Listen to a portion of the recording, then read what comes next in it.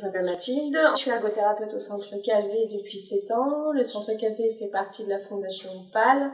On a à peu près 1400 lits avec des patients en neurologie et orthotraumatologie. On utilise des jeux thérapeutiques depuis plusieurs années. Dans un premier temps, des prototypes qu'on a nous-mêmes développés depuis une petite dizaine d'années qu'on est sur ce terrain d'innovation.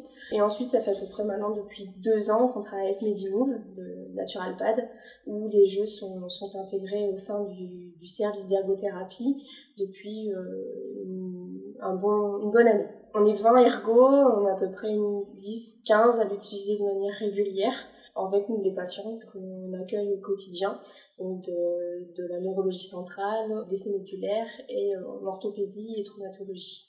Donc au quotidien, on utilise des exercices de Medimove de manière vraiment très régulière, 1 à 2 fois par semaine, voire plusieurs fois dans la semaine.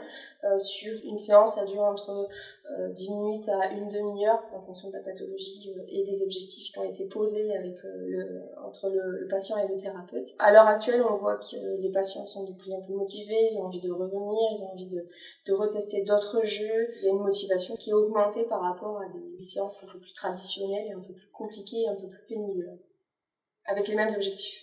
Donc, ce qu'on attend de Medimove, c'est qu'il y ait encore plus de contenu au niveau des exercices, plus de mouvements type le mouvement de la tête, le mouvement du coude, etc.